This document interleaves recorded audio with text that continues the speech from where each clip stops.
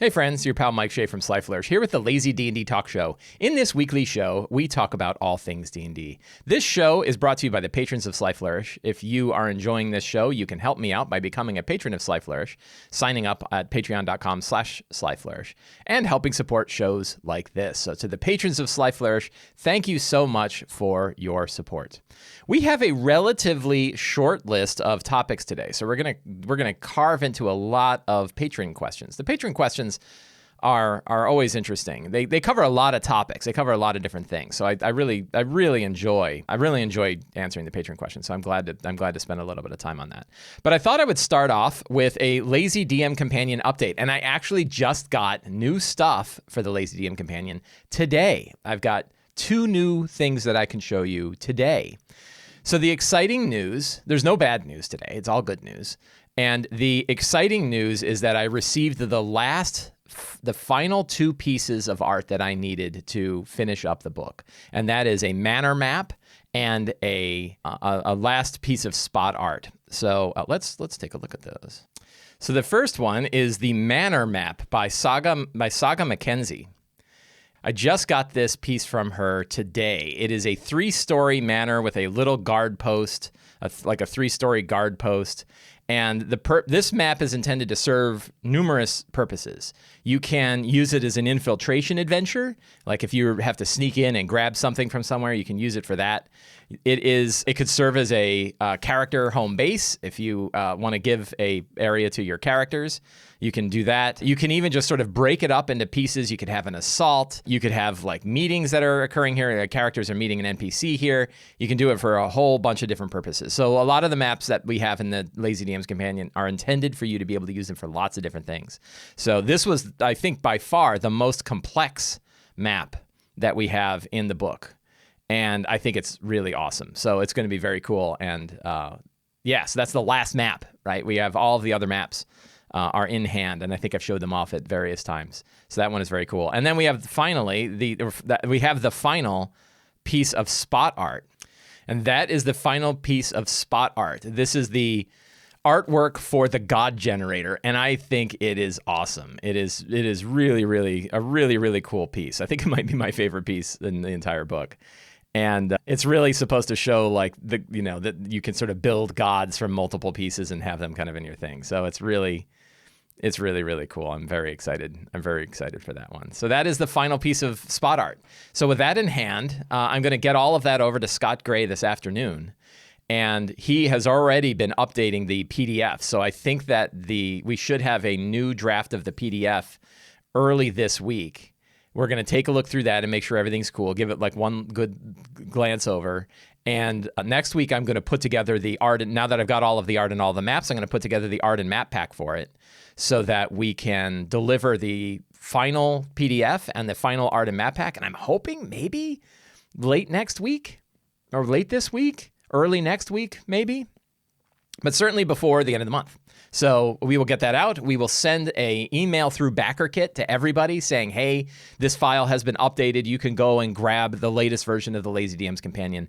And at that point, the PDF of the Lazy DM's Companion will be delivered. And that means about half of the backers for this Kickstarter they will have received all of their rewards. And everybody on the Kickstarter will receive the workbook or will receive the Lazy DM Companion PDF. So that's awesome, right? This is going really, really well. I'm very excited. So then the next, what's up next? And up next is really nailing down the print version. I have Monday, I think I'm going to be talking to Chris at Nord, and we are going to come up with our final strategy for which of the 2 printers or how we're going to divvy up the printing among 2 companies and figure that out. I think I'm going to definitely put in an order, or I send an email out for an order on Monday. For like a bunch of copies. That's the North American order. And then we're going to do the European order as well. So it's still looking probably in the middle of the year. Middle of the year for delivery is what we're aiming for now. And of course, things can change, but generally speaking, that should be good. So yeah, really, really, really cool. Spoopy Druid says, I loved using this book already. That is awesome. I'm so excited. I'm glad people are getting a chance to use it. It is really cool. So things are all good on the Lazy DM's Companion front. I'm very, very happy with it. Very excited about it. And and it's great that like literally this morning before the show, I got these emails that says, hey, from 2 different artists. They're like, hey, I'm done with your piece. And they just look awesome. It's so cool. So this previous Wednesday, I had my first session running Wild Beyond the Witchlight, the latest D&D hardcover adventure. And I had a really great time. There's probably a little bit of recency bias here. I'm probably I'm probably being biased in my feelings on this. But I think I had more fun in that session than I had in all of the sessions of Rime of the Frostmaiden. Which is, me bagging on Rime of the Frostmaiden again, right? Like I can't just stop bagging on Rime of the Frostmaiden, I guess.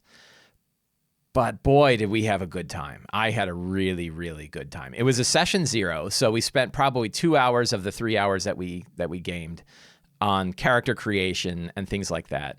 And one of the things that just my wife came up with on the spot that was just great is the idea that everybody there had a lost item, right? They had lost something at the carnival. And she said, what if we were all part of the same support group? Like, what if we all had put together a support group? And the support group is why we're all bound together. And I just thought that was awesome. It was so perfect, right? So they've been in this support group and everybody had lost something and everybody was kind of going through like what they had lost. And like some people said like, I didn't lose it, but my whole family lost all their memories of me. So when I returned, it was a Harengon in the middle of the Forgotten Realms, right? And they're like, there aren't any Harengon families except one that he knew of. And they forgot that he was a member of their family and they kind of rejected him because they're like, we don't know who you are. And he's like, what do you mean? Like, how many Harengorns are there? And they're like, we're sorry, we don't know who you are. So that was really kind of interesting and heartbreaking. My wife's character lost her sense of time. And not only has she lost her sense of time, but everything she does to try to be on time for something, it somehow fails, right? So like even if she's like lighting a candle and when the candle burns out, that means that the time has passed. It doesn't work that way. Or if she gets like a fancy gnomish clock, the gnomish clock fails when she needs it to. And the funny bit there was even though there's only 6 of them in this group that's known as the WTF, the Witchlight Ticketless Foundation or Witchlight Ticketless Fellowship, WTF. They have like a lot of bureaucracy in their support group. And even though they knew that my wife's character was bad with time, because of the way like everything got elected and worked out, she was the one responsible for ensuring that they got together for the carnival when the carnival was going to come in so they could go in and retrieve their lost stuff. And of course, that meant they were a week late. And the carnival had already come and gone the first time that they wanted to arrive, which meant they had to wait another 8 years for the carnival to come back again. And I thought that was just hysterical. It was a great reason why it's been 16 years since they could go to the carnival. And that was because the last time they tried to do it, they failed. Right? They were a week late. So I thought that was hysterical. So everybody was just having a great time with their characters like that. And then we started the adventure. And I used a trick that I had read on Reddit. There's a whole thing in the adventure about you can do these sort of fey pacts, a fey pact for the evening in order to get in and get a ticket and get in and go to the show rather than having to pay or rather than having a ticket up front. And the fey pacts are really fun, but the adventure as written doesn't use them because you are given you're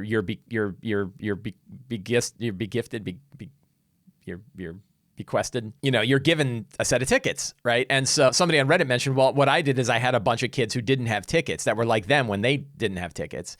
And the characters can choose to give the kids the tickets and then they can take the Fey Pact. And all but one of the characters took the Fey Pact, gave their tickets to the kids, and the kids went in. And the interaction between the kids and the characters was hysterical. It was really I felt like on my game.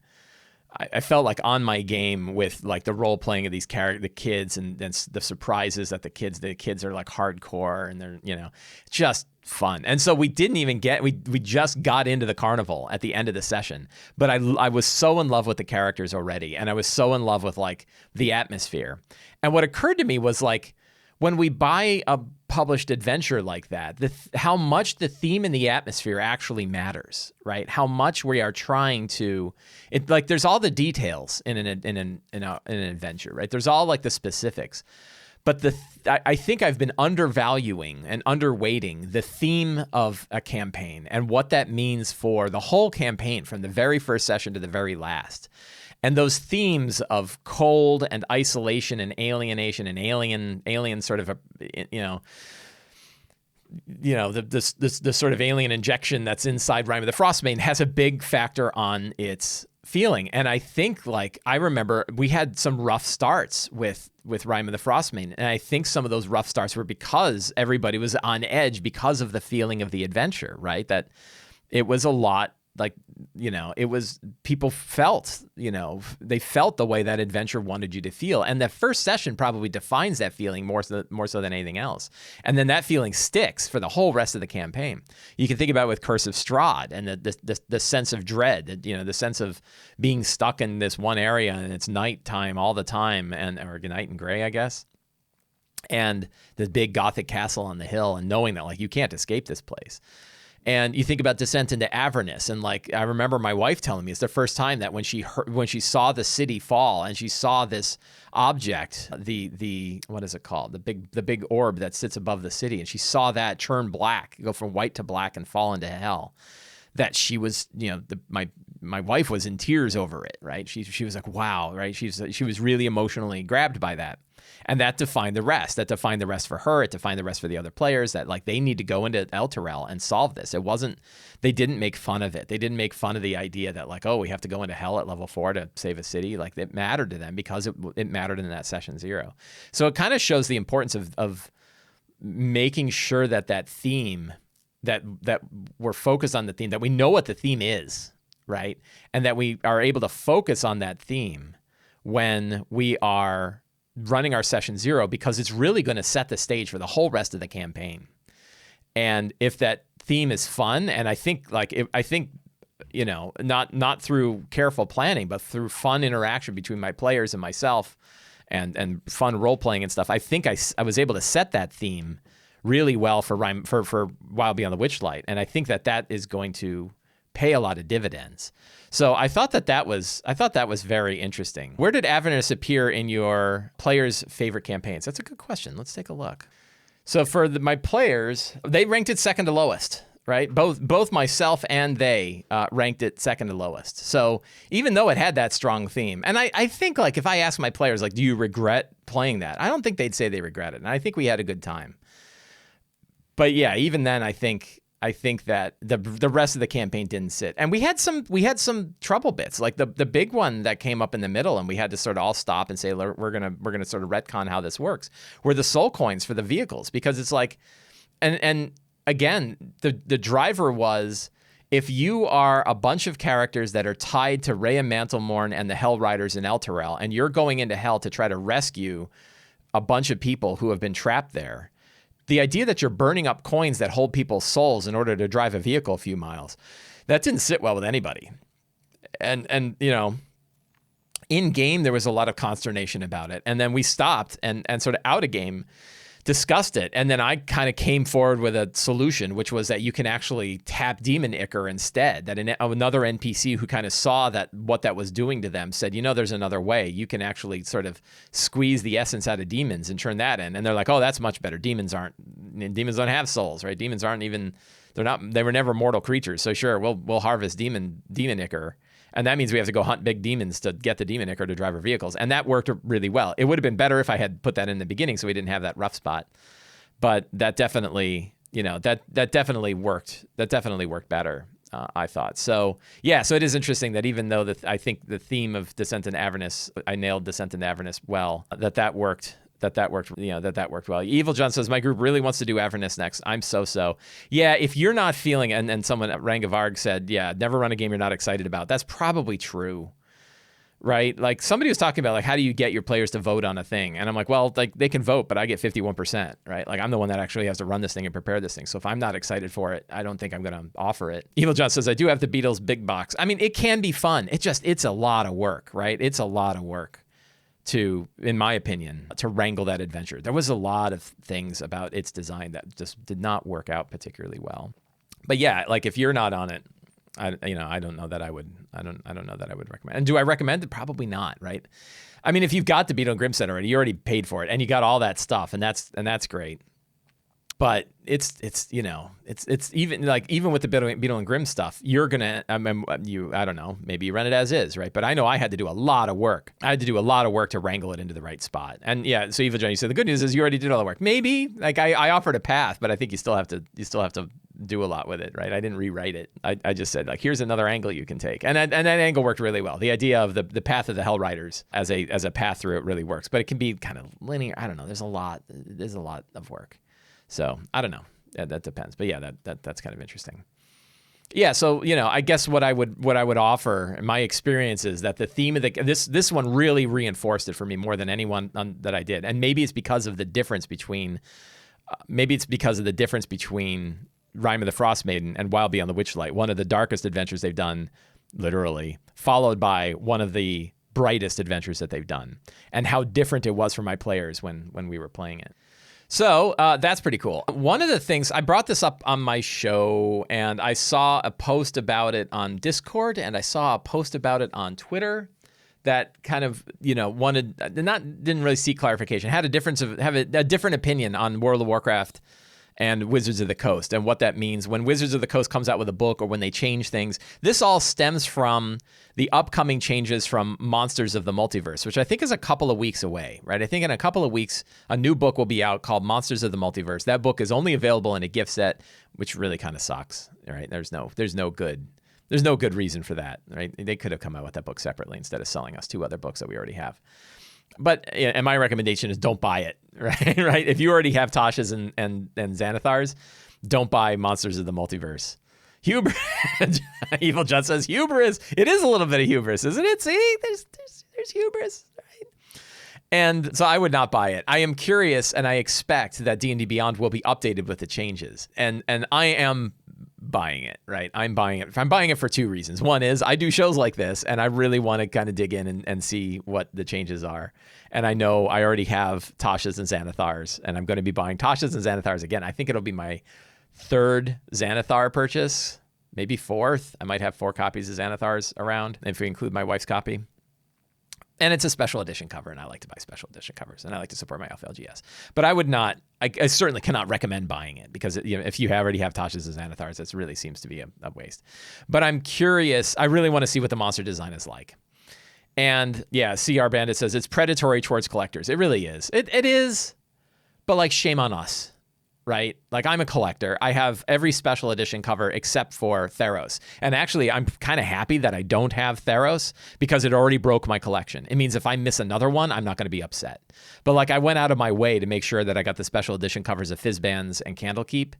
And I don't, So I don't blame them. Like they're not making us buy it, right? And as a collector, they're not making you buy it, right?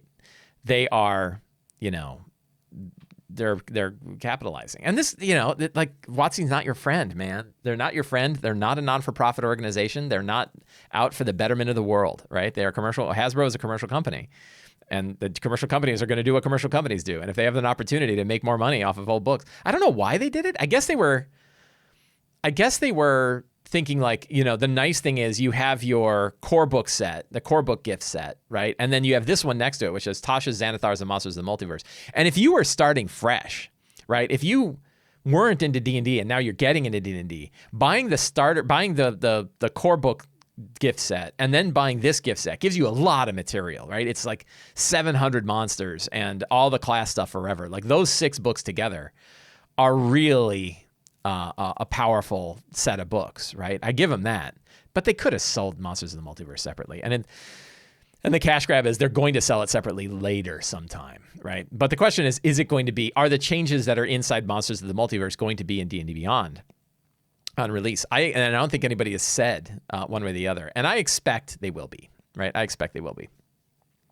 And if they're not, I would still wait. Like, don't drop an extra $70 or whatever it is, more than that, depending on where you're buying it. So there's been a lot of controversy, mostly on Reddit. I'm really discovering sort of the different atmospheres. I posted a post yesterday and got responses to it, and the responses made me frown.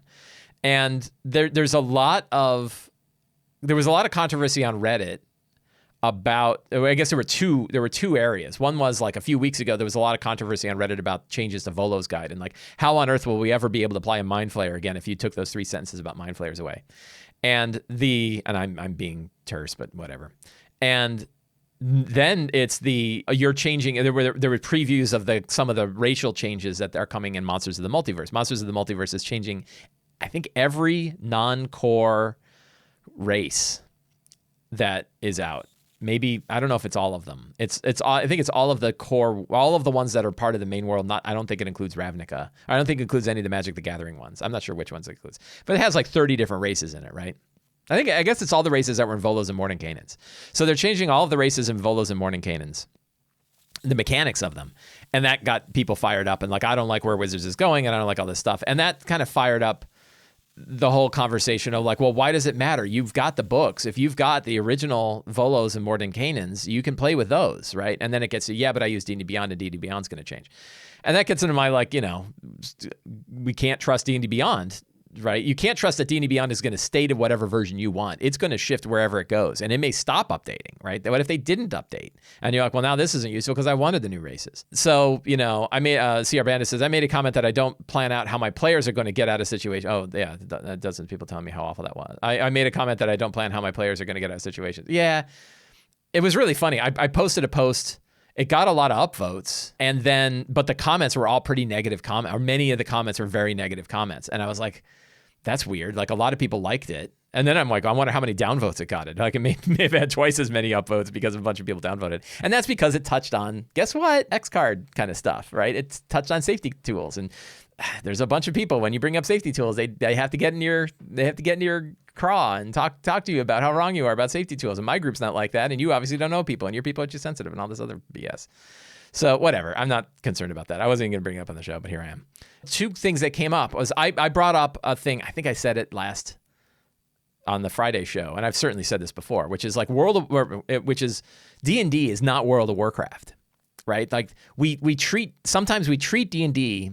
Sometimes I see people who it feels like they are treating D&D like it's World of Warcraft, that like you have to lobby the company to get the kind of things you want in the game, or you want to be angry about the things that they have changed in the game.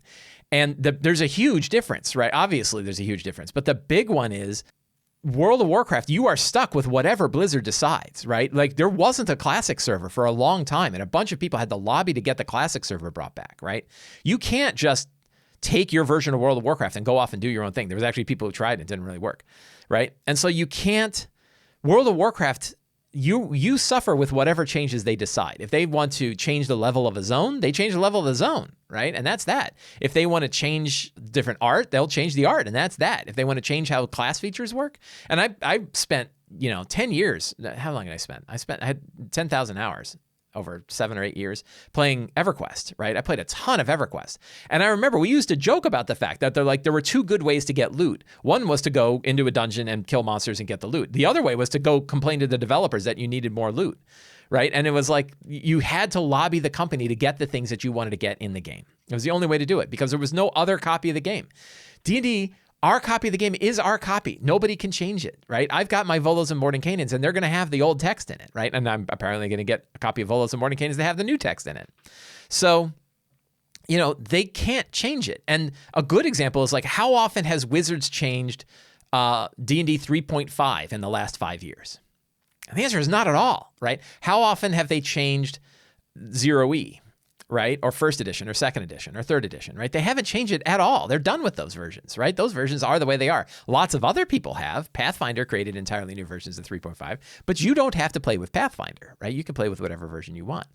So like, I guess my main thing is like 5e is going to fork, right? There's going to be a fork with 5e, and I think it's starting now, right? I think we know it's going to be, I'm making predictions, and as we all know, predictions are BS. People are great at making predictions. We're just terrible with accuracy. So I'm probably terrible with accuracy. But I wouldn't be surprised. Let me rephrase. I wouldn't be surprised if we see forks in 5e. We're going to see classic 5e, which is like we play with the core books and that's it.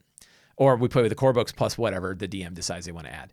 And then kind of new 5e, which is, I'm using the new books, or I'm using only new monsters. And an example was, like, during my session 0 of WoW Beyond the Witchlight, one of the things that I brought up was I wanted to talk about Counterspell, right? And I wanted to mention to them, hey, I want you to know that WotC's new monster design counterspell is a lot less effective than it used to be.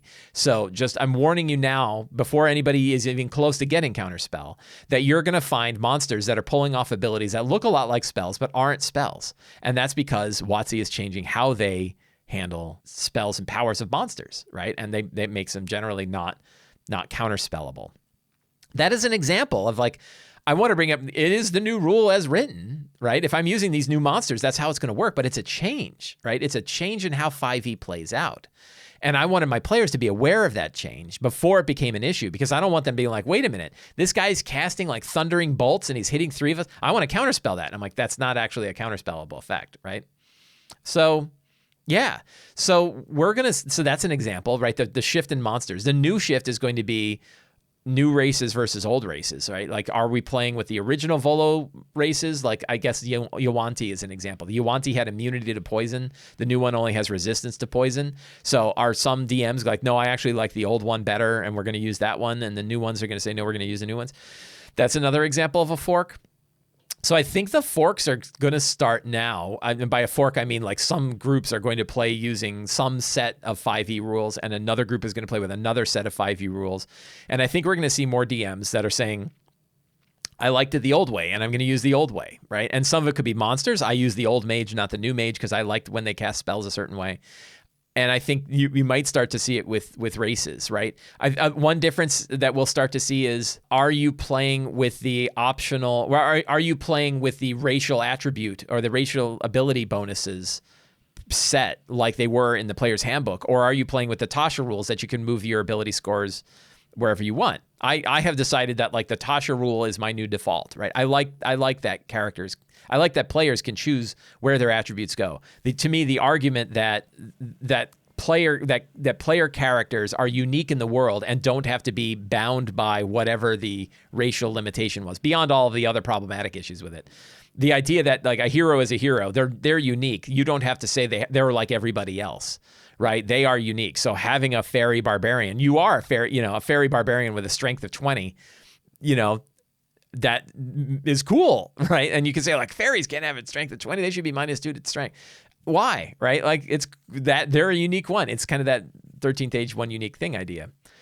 So I think we're going to see more groups where they're sort of deciding ahead of time what's going on. And that's what I mean by a difference between World of Warcraft. You can't do that in World of Warcraft. World of Warcraft, you have like classic server and you have your roleplay server and you have stuff like that. But Blizzard decided to put those in place. WotC's not deciding this. WotC's coming out with new stuff. So the arguments I heard against this was, well, my players are expecting that I'm going to be including all of the new stuff. And somebody brought up, I think on Discord, my player actually buys all of the books and has a general expectation that they're going to be able to use all the books. And what I would clarify is like, okay, that's something to talk about with your group. And you can't trust WotC, right? You can't trust WotC to come out with books at the pacing and with the level and the style that you want. They're going to do whatever they do. And it's up to us independently to decide what we're going to allow and what we're not, and what we like and what we don't. And so you can argue with me about whether it's a big deal or not, but whether it's a big deal or not, you're either going to be hurting, right? Like if you decide WotC does have a bigger impact on your game than I'm making out. And when I say like you are in full control over what content you allow in your own game, and you say to me back, not really, my players have expectations about what they're going to allow, and they expect I'm going to have Tashas, and they expect I'm going to have this, and they expect I'm going to have Strixhaven and these other things, hey, it ain't up to you and me. If you have decided that your game is going to have that bigger impact, and that anything WotC comes out with is going to land at your table, all right, but you're not going to control what they're going to drop on your table then, right? And I would suggest it's better to have that conversation up front early on before a campaign starts to say, these are the things that we're going to allow or not. This is why one of the things, and I forgot to put it in my session 0, where I say this campaign will allow the optional feat and multi-class rules, right? And that's because I think a lot of groups expect that the feat and multi-class rules are always on, and they're not. They're optional rules, right? We don't allow the optional flanking rule, for example. So could players come with a mismatched set of expectations to your game and they expect they'll be able to use like new spells from Strixhaven? sure, it could happen. I think that's probably something to address and to say, look, you're not going to probably allow a Loxodon in your game. You're probably not going to allow, the Simic hybrids, right? There's lots of different stuff from lots of, are you going to allow Jim's magic missiles from Acquisitions Incorporated into your game? Are you going to allow all of the spells that exist in the Wildmount book, right? There's a lot of books already. Like, we're already suffering. And I seriously doubt, I would expect the number of groups where they allow everything that Wizards has put out. I bet you that's pretty small, right? I bet you, even if a DM said you're allowed to bring anything that WotC has published, I bet you players are still generally picking basic stuff. I think it's really rare that like every spell from every one of the books, because there's a lot of them now, right? There are many, many books. And the idea that everything is on and everybody can play anything, and that you can play like a Loxodon with a Tortle with, whatever. I seriously doubt that is true. I did have somebody else who brought up Adventures League. I see Adventures League is coming up. And Gaming and BS says DDAL isn't a Core Plus One, and D&DAL actually took away Core Plus One. You no longer are bound by Core Plus One, but they do tell you which books are allowed, and you don't get access to like you don't get access to the Magic the Gathering books, for example. I think you do get like Tasha's and Mordenkainen's and Xanathars and Volos. Like I think all of those are allowed, but like I already was limited because like I was playing in a Witchlight game and I wanted to play a Hexblood, which is from Van Richten's Guide. And I kind of thought, Van Richten's Guide is probably got to be like Xanathar's Guide and the others. And they said, no, Van Richten's Guide isn't allowed. So I got limited in my Adventures League game to limited source. And I thought a Hexblood sounded like a cool, being a daughter of a hag sounded like a fun character to play in a Witchlight game. And I liked it enough that I said, you can play a Hexblood in my Witchlight game, right? I opened that up. But like, I don't know if Fizzban spells are considered AL legal or not. That's a good question. I think they define per campaign what books are allowed for that campaign, but it's no longer under a Core Plus One. So I think it's pretty clear to most people the difference between Wizards of the Coast and Blizzard when it comes to World of Warcraft and D&D, right? Obviously, like one's a computer game, one's not. But the point is, one, the company has complete control over what your experience is going to be playing that game. Blizzard has complete control. They might allow things like a classic server, a roleplay server, and other things, but they could just as likely not do that. And they decide like, well, should the classic server have, any of the expansions or not, right? Wizards of the Coast does not have that control. We might give it to them. We might say, yeah, we're going to allow every book that Wizards comes out. And we might say, and we're also not going to allow any third-party books. But generally, as DMs, we have a lot of freedom and a lot of choice to decide what happens at our game, what we do allow, what we don't allow, and what tools we use and what tools we don't. And I would suggest, like, we pay more attention. I get criticism. Actually, this is valid. I get criticism like, hey, you talk a big game about including third-party material, but then during your Session 0 guide, you only have WotC stuff. And I'm like, yeah, that's true. Right. But, it's because I don't have a handle on the other stuff. Could I allow character options from like Midgard? Probably. But also I know my players are generally playing with D&D Beyond. And if I opened it up to those other things, it's going to be kind of a pain in the ass for them to add it in. So, this is a matter of like, I have decided what allow, and that's what I allow. So I thought that was interesting. Let's talk about patron questions. Let's look at some patron questions. So every month I post a thread on the Sly Flourish Patreon server, on the Sly Flourish Patreon, asking for questions from patrons. And we get a big ass list of them, and I put them in, and I look at them, and I throw them in. And many of the questions I answer right here on this show. I try to get through all of the questions every month, but I always get a lot of questions. Aiden B says, have you ever revisited stuff that you previously deemed non-value adding and found a new worth in it? And if yes, what did you change? What changed your mind on it? For context, I've previously decided to give up on nerding out on unique cuisine and dishes in my setting, but when I recently went back to it and introduced my players to a special dish when they were staying in the tavern, two of them discussed it with me after the session and told me how much they like stuff like this, giving the world a unique feel. So this is a good question, like a good lazy DM question. And paraphrasing, the idea is like when we're doing lazy DM style prep, we're eliminating a lot of things, right? We're eliminating a lot of things that might be could be useful, but we think like, well, it's probably just not as high impact as we want. And I think somebody else brings up like or maybe it was last week where they brought up the example of calendars. Like, do you have a fixed calendar and days of the week and weeks of the month and months of the year and kind of keep that calendar in mind, or do you just ignore that?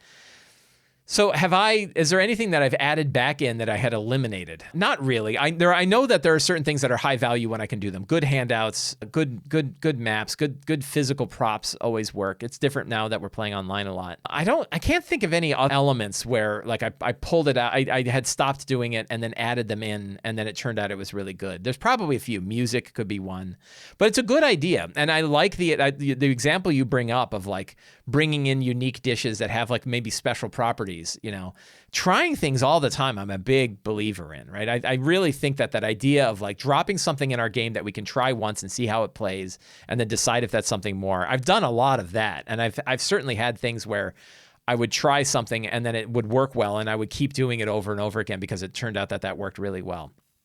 So I think that, I think that it's a really, constantly finding ways to try out new things. And and that is a good idea. Like if you look back at something you had tried and it didn't really work and you say, yeah, but maybe if there's a different angle on it, or maybe things have changed now, that you can add that in. I definitely think that is a good idea. I can't think of anything where I've done that where I'm like, I had pulled something out and added it in. A minor one was like a house rule that I had, right? For early on in the game, I really felt like moon druids were overpowered. And then I saw that like, well, they're not really as overpowered as I think. And I added back in. So I had house rules that I've tried and then removed again, right? But I don't think that's quite the same thing. I don't think that's exactly what you're bringing up there. But I think that's a really good idea.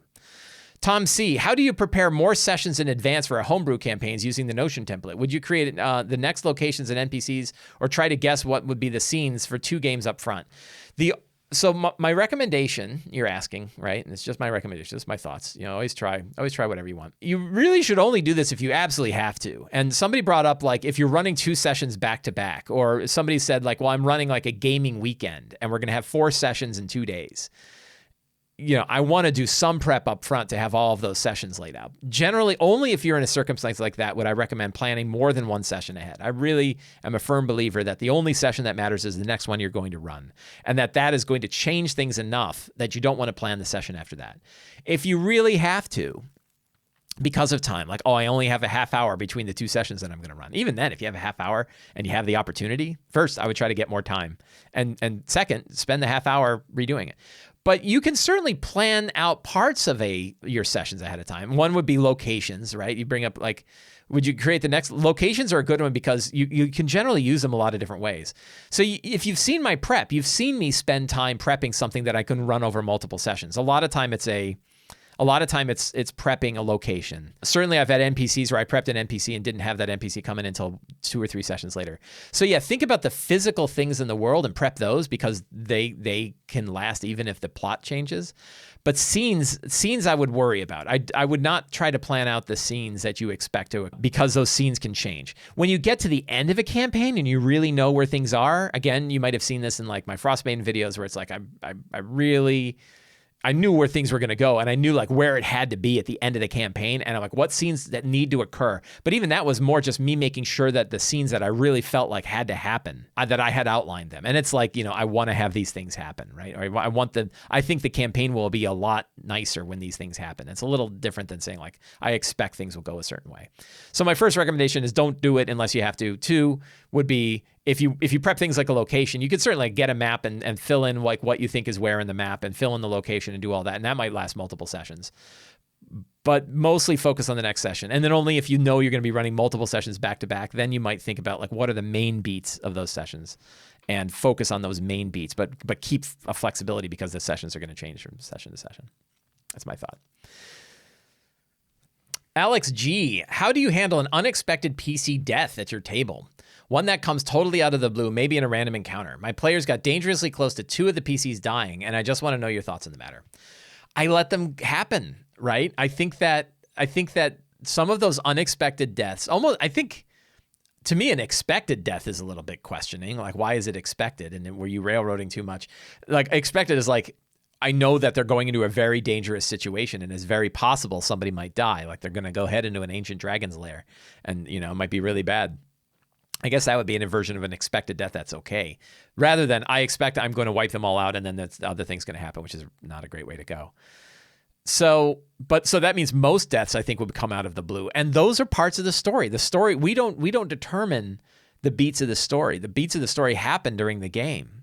And unexpected death, an unexpected death is part of those beats. And it's really, like, when I think back to the character deaths I've had in my games, they all were somewhat unexpected, right? I didn't necessarily expect that someone was going to die.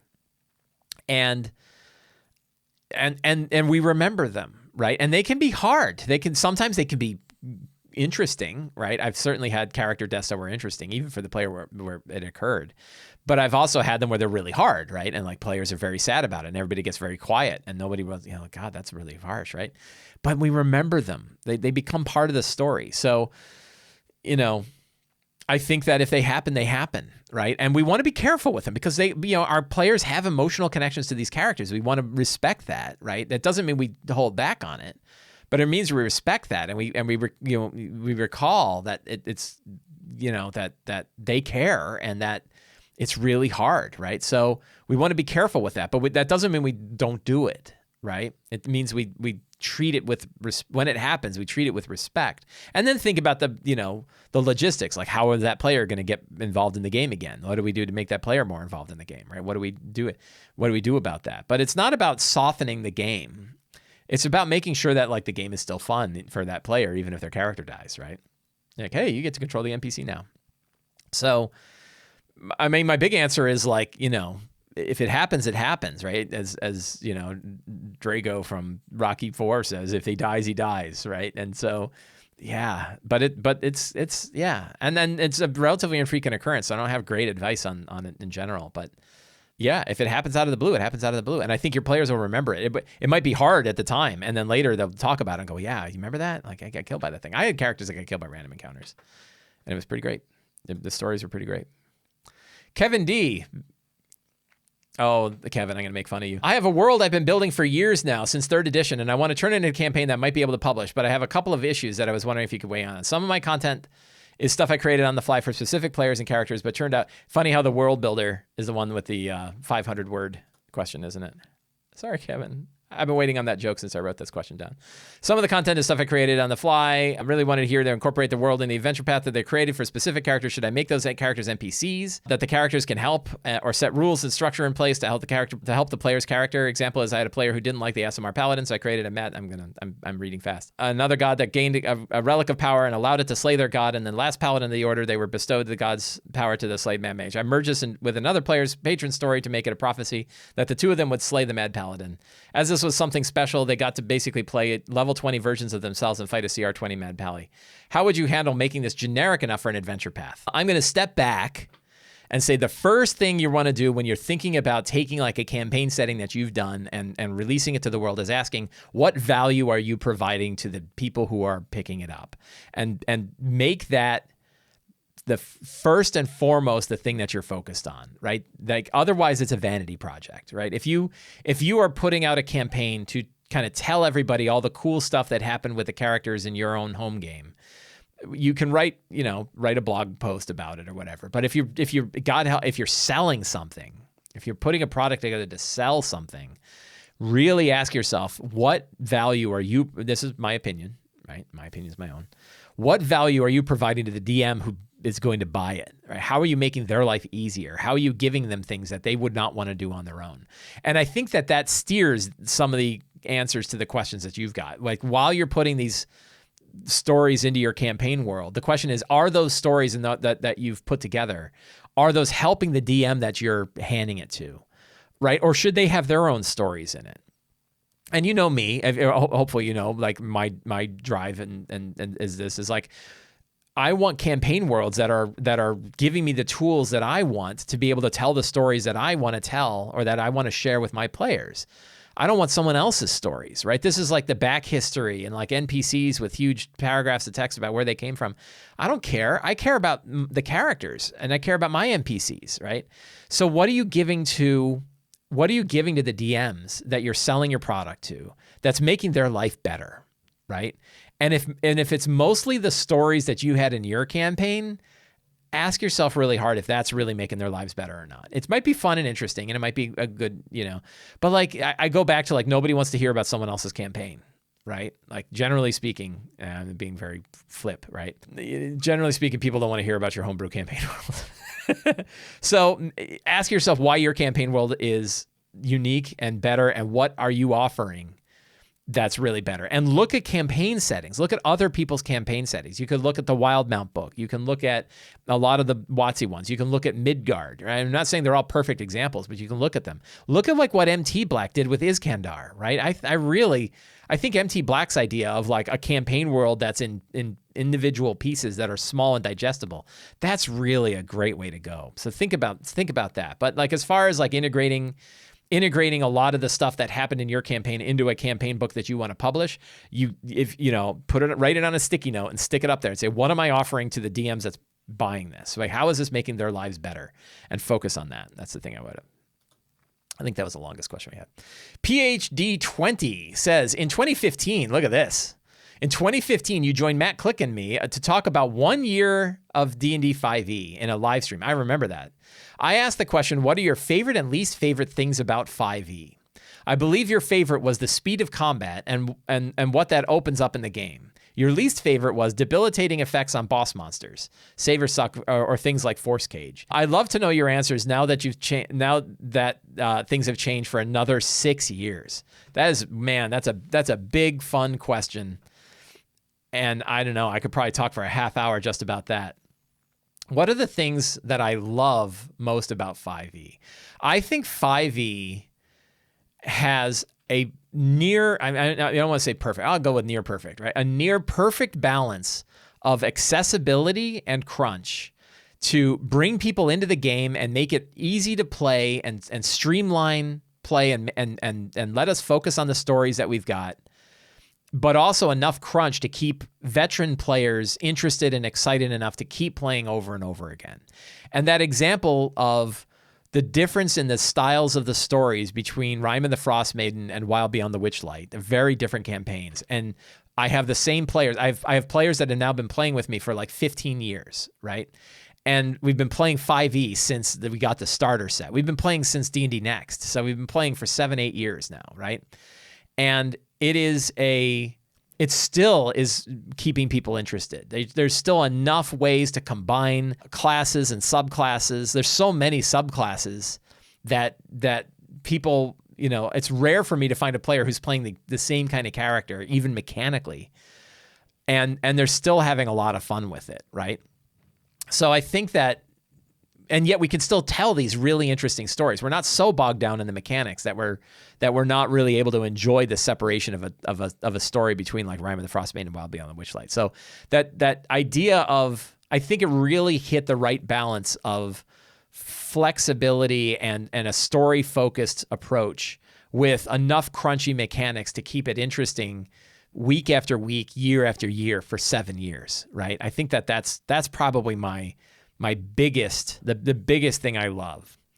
The thing I don't like is how the mechanics of the game still have a pretty big focus on gridded combat, when even the makers of the game are not using gridded combat when they are both playing it in public and, from what I understand, playing it in private. I really think that the game, and I think they had 2 opportunities to do this. They had 3 opportunities to do this and didn't do it with all 3. I think that Wizards of the Coast could have come up with a relatively straightforward set of guidelines to help people adjudicate combat without a grid, that they could have put in the Dungeon Master's Guide, they could have put in Xanathar's Guide, and they could have put in Tasha's. And they didn't do that in any of those 3. And I think it would have helped a lot of people out, because I feel like there's still a big group. And so there are people who play D&D on a grid because they enjoy that style of play. And I don't hold anything against that. Then I think there are people who play 5e on a grid because they think they have to, and because they don't feel like they have any other good way to adjudicate combat without the grid. And I have spent 5-6 years writing up different kinds of guidelines in all kinds of different places, including my latest book, The Lazy DM's Companion, has a new way of handling 2 different ways to handle Theater of the Mind combat in The Lazy DM's Companion. And I think that there's a group of people who feel like they don't have the tools. They don't think you can play 5e without a grid. They don't know how you would do it. And I think WotC could have done a better job of clarifying that you can and talking about what that's like to offer up some options. And I think it would have only taken a page or 2 in any of the books that have sort of a DM focus. I think Tasha's would have been a great place for it. I think Xanathar's would have been a great place for it. The idea that Xanathar's has like how to use dice to form a grid. Like why, right? Like nobody does that. So, so that's something where I feel like that's something that I wish it had grabbed onto more abstract concepts like 13th Age did or like Numenera did, where the mechanics of the game can be done on a grid but don't have to be. Right. And the reality is 5e doesn't have to be played on a grid. I play Theater of the Mind all the time. My players are used to it. Everybody does it. So I think, when I hear people say, and I definitely get this all the time, which is 5e was meant to be played on a grid and you cannot play without a grid. And I'm like 40% of players don't. Right. So neither of those statements are true. Right. So, yeah, LARP Strong Carter says, do you mean like how Numenera has distance simplified with immediate, short, and far? Yes, I do. And same with 13th Age. 13th Age has like the medium and long distance. And I think you can still have like a fixed 5-foot distance, but say, and this is what I do in the Lazy DM's Companion, you can still have zone-based combat, right? There's other ways to do it. And I think they could have, just like they talk about like, do you have square fireballs or do you bother to make them round or something like that? Because the reality is Fireball doesn't fit on a grid, right? That's my big argument about it. It's a gridded game. Like Fireball doesn't fit on a grid. It has a radius. Any spell that's a radius doesn't fit on a grid, right? So, it doesn't work. Those are the two things that I would bring up. So good thing is I think it really hit the right balance of flexibility and crunchiness that keeps us coming back to play 5e over and over again. But I also wish that they had better rules for. Jamie says, I've always run homebrew adventures, but for the first time, I'm incorporating short published adventures into the campaign. The problem is I don't really know how to evaluate whether an adventure is good or not just by reading it. Do you have any advice on how to spot problem areas in a published adventure before I run it? And are there any red flags I should keep an eye out for? That's another great question. I think I answered this on Patreon and I was like, I got to think about this more. And then I didn't think about it more, but it's a really great question. The number one thing I think is, do you dig it? When you read it, do you like it? Right? Because you're going to be the one running it. And if you read it and you like it, that, you're going to be able to deal with the problems that it has. I would be worried about adventures that have a lot of text that doesn't relate to the things that are going to happen in the game or that are things that are going to be exposed to the characters. If there's lots and lots and lots of backstory, it's probably not going to be that, it's probably not going to be that great. Editing is probably, I'll tell you a couple of things. Playtesting are there credited playtesters, right? When I buy something or I look at it, I want to know that they playtested this. I want to know that somebody other than the author ran this, tried it out, and sent feedback, and that feedback was incorporated into the adventure. It doesn't mean it's a good thing or bad. It means, that somebody else tried this, right? And I think that's, to me, playtesting is something that I look for. And it's something where you can see with sort of, and I'm going to say amateur, but not amateur not as a pejorative, right? When you see kind of independently published stuff on like the DM's Guild or Drive-Thru or stuff like that, I want to know, like, it means something if the person who wrote it also play tested it, right? That definitely means something. But it means more if other groups play tested it. So if there's more than 6 people listed on the playtest line, that helps me out. And if you're writing something, I highly recommend crediting your playtesters, or at least mentioning thanks to the 386 playtesters who tested this, right? Because not only are you thanking the people who helped you, are telling me you had 386 people that playtested your thing. So playtesting is a big one, and I look for that. Editing is something else. If something is poorly edited, or a lot of times, like I'll look at the design of something and I'll see like, I can tell that they cheaped out on stuff. And if they cheaped out in one area, how do I know that the rest of it is good? It's not a great indicator, but it kind of tells about how much effort the person put in. So if I see kind of a bad layout, if I see poor editing, if I see only stock art, I might be a little less inclined to think that it's a good thing that I want to run, because my alternative is I can go to Cobalt Press and run anything they do, and they have spent tens of thousands of dollars on the things that they put out, probably hundreds of thousands of dollars on the things they put out. So why would I run something where clearly somebody wasn't willing to put a lot of, time and money and effort into it? compared to something that I can run where somebody did spend a lot of time and money and effort. Something else is like, does it make sense, right? When you read it, does it grab you? Can you understand it? Can you grok it? Can you look at this and say, yeah, I get it. I get how this is going to run, and I can see how this can play out in my game. Or I don't really understand how this works. I'll pick on a Kobold Press adventure. There's a Kobold Press adventure I tried to run that had apparently been play tested at a lot of conventions and stuff like this. So it hit all the marks that I just brought up. But when I read it, I'm like, I don't really understand how I'm supposed to run this. It was a mystery where the clues to the mystery ended up defining what the result was. And I get that idea. I couldn't get it to play. And I couldn't understand it when I was reading it. And then I couldn't get it to get it to play out when I ran it either.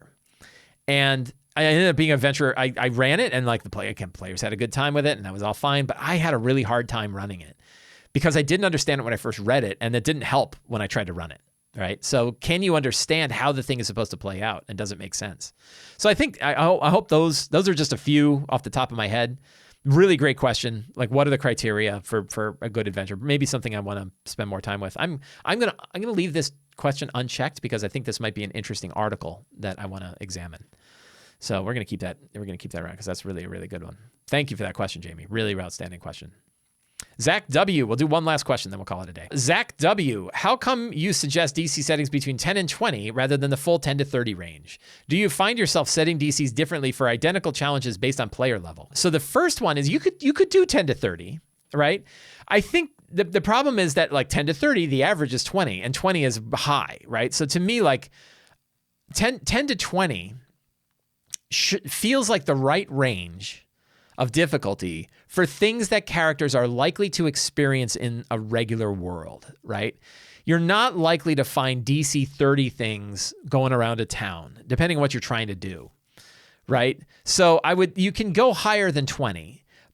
I think you need to have a good reason why something is higher than a 20 for a DC. And it's very circumstantial, right? Like, what would it, like, let's say you're scaling a wall of a castle, all right? There's an old ruined castle, and you're scaling the wall of the castle. Different circumstances could require a different DC. If it's like a rough castle wall, with big bricks, and it's got, cracks in the walls and ivy grown on the side, DC might only be like a 12 to climb that castle wall. It might not be very hard. If it's like sheer obsidian, slick mirror-like obsidian, right? Really hard to climb. You might say like you're not able to climb it unless you have some way to climb sheer obsidian, right? Instead of just dropping a DC on that. But if it's like cracked obsidian, you could say like it's going to be hard and it might be dangerous. That's like a DC 18, right? But like once you cross 20, the answer is it reasonable that somebody can do it at all? Now there's some supernatural stuff, right? When you get into the outer planes, when you get into like Mount Celestia, when you get into like really, supernatural areas and supernatural occurrences, that's when the DCs might go above 20. But the problem with like a 10 to 30 range is if I had said like you'd pick a DC between 10 and 30, well, the average is 20, right? And that's way too high. So to me, like in most circumstances, tier 1, tier 2 kind of games, 20 is going to be really on the hard side. Convincing somebody of something is generally either it's 10 to 20 or it's not possible, right? Once you cross 20, the question is it even possible? The second one, do you find yourself setting DCs differently for identical challenges based on player level? No. And I don't support that idea. I feel pretty strongly about this. Now, and again, everybody's happy to go whatever they. This is the question and argument that my friend Teos Abadia and I have had, I think, for like 5 years. I think I had him on the show to talk about this. And, my belief is that we want to set DCs based on on the difficulty of something in the world, regardless of the characters. That to me is a key point. How hard is this lock to pick, period, right? Not how good is my rogue, and now the lock gets stronger because the rogue is stronger. I think it breaks the simulation of the world when we create DCs that are built around a character's capabilities, right? I think it works better when we set the DC regardless of the characters and then let them do it. And what that means is like if you've got a master rogue who's just dumped everything into lockpicking and they can make it 30, they're walking around unpicking locks left and right? They shouldn't be hard for them. I forget, there was a movie I was watching and it was like people are just running up and going and unpicking locks like crazy. And you're like, well, obviously they can because they're like superheroes, right? They know how to unpick locks, you know? They're like James Bond. James Bond never had trouble picking a lock of a normal door, right? So, you know, so my answer would be no. Build the DC, and then I say this for like the whole rest of the world too, right? You don't generally, other than boss fights, I'll tune around the characters because I want boss fights to play a certain way. And even then, I bet you that makes them a little too gamey, right? When I do that, I still do it, and I did it for like the end of my Rime of the Frostmaiden games, and it worked out, and it was fine, and everybody had a good time. But it felt like, like a video game, right?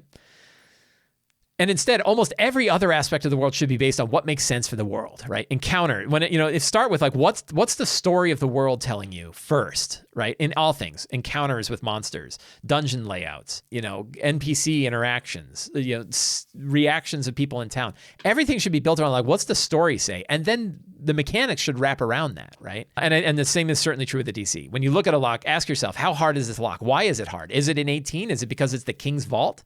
And is it a 20 because he paid a lot of money to put a good thing on that vault? Or is it like, the dude who just put a crappy lock on his thing and it's only a 12?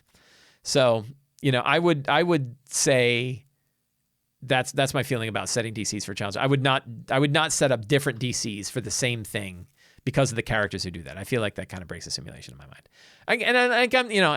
I'm kind of table pounding, but it's with a light table pound, right? Like, you go, game is your own. You can do it. You can do what you want. And Teos doesn't agree with me, right? He believes that the challenges that show up in the game, like we're there to challenge the characters. And like, ropes can have different, we make fun of the rope, the DCs of various ropes, right? The rope suddenly gets slicker when a higher level character goes. So I disagree, right? But he's a very smart dude and very good designer, and his players have a good time in his game. So clearly you can go a different way and still have a lot of fun. Larpstrong's Carter says, along the notion, would you auto-succeed on lower DCs or still have the character roll, even if they're very likely to succeed? A lot of times I would have them auto-succeed. A lot of times I would not bother to roll. Like, if it just doesn't make sense. If they can beat it on like a 2 or a 5, I'll just hand wave it. But a lot of it depends on the story too. Is the story, would a 1 change things? Like if you have a rogue, let's say you have a group of characters going through a dungeon at a normal pace, and they come up to a locked door, and you just decide like the dungeon is an old orc stronghold, and so the lock would be the kind of the lock that an orc would put on a door, and your rogue is like really, really good. You say you don't have any trouble, and you're able to pick this lock. If they're being chased by a horde of orcs is chasing them down the hall, and they got to get that door open fast, a 1 might matter. Right. And so you might say, roll your check. And he goes, it's only a DC 12 and you're, plus 9 on your check, but roll it anyway because a 1 could be interesting. Right. So, roll when it's interesting. Roll when the outcome either way is interesting. If it's not interesting, you just pass it. And you don't even have to wait until it's really easy. Right. You could just say, if they have all the time in the world to pick something and they can pick it, they could just do it. So that certainly works. Gandalin says, the only thing I'd use to explain the change in DC aside from the mechanical difficulty is the stress of the situation. Maybe, I don't think the DC on a lock changes. You might say like that's one where you could throw advantage and disadvantage, right? If you have all the time in the world, you might have advantage. You also might just say they do it. If it's really stressful and they're running, and by the way, a fireball's coming down the hall at you, you might impose disadvantage on their check, right? And that's kind of saying there's a circumstance change. But the DC of the lock is still the DC of the lock, I think. I think that's how it works. Zach, great question. Thank you for bringing that up. And to the patrons of Sly Flourish, thank you always for your support. And I really enjoy answering these questions. I want to thank everybody for hanging out with me this morning to talk about all things D&D. If you enjoyed this show, you can help me out by subscribing to the Sly Flourish newsletter, supporting me directly on Patreon, subscribing to my videos on YouTube, or picking up any of my books. Thank you all very much for hanging out with me today. Have a great day and get out there and play some D&D.